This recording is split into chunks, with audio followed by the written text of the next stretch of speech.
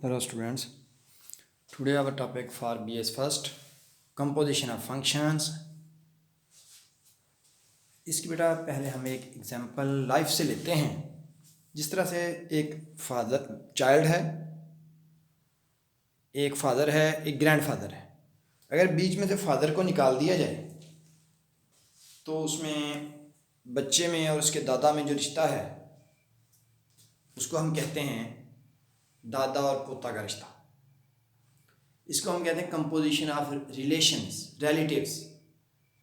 अगर एक मैं हूँ, एक मेरी बीवी है, एक मेरी वालदा है।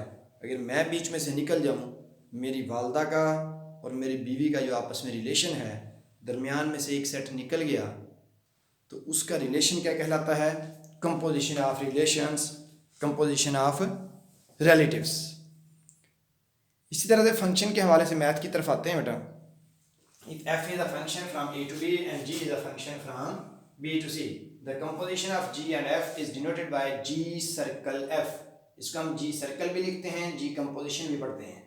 and g composition f या g circle f, g o f भी कह देते हैं, is a function defined from a to c। Mathematically, g composition f of x is equal to g of f of x। इसी बात को बेटा, ये इसकी डेफिनेशन ख़त्म हो गई। इसी चीज़ को हमने सेट की शक्ल में बनाकर डिफाइन किया है।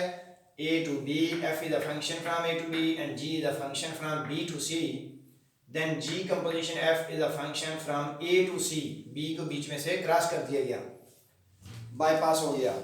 x belongs to a, इस चीज़ को एक्सप्लेन किया गया कि a का मेंबर लिया हमने, वो ए में है, इसके ऊपर एफ अप्लाई होगा तो वो मेंबर चला जाएगा बी के अंदर।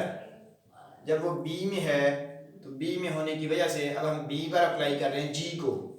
जी फंक्शन जब बी पे अप्लाई होगा तो बी का हर मेंबर एफ ऑफ एक्स की शक्ल में है बेटा। जब जी अप्लाई होगा तो वो हो जाएगा जी ऑफ एफ ऑफ एक्स, तो फिर जी ऑफ एफ ऑफ एक्स चला जाएगा फंक्शन सी में।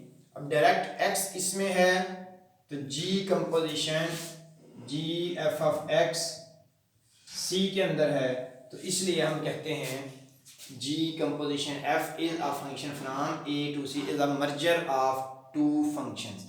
ये दो से ज़्यादा फंक्शंस की भी कंपोजिशन हो सकती है। इसी बात को मैंने ये हाईलाइट भी किया है। ये कंसेप्ट हमने याद रखना है। X belongs to a for all x belongs to a, then all f of x belongs to b, then for all f of x belongs to b, g of f of x belongs to c। अब next में हम इसका question करेंगे। ये हमारे पास composition of function की definition है।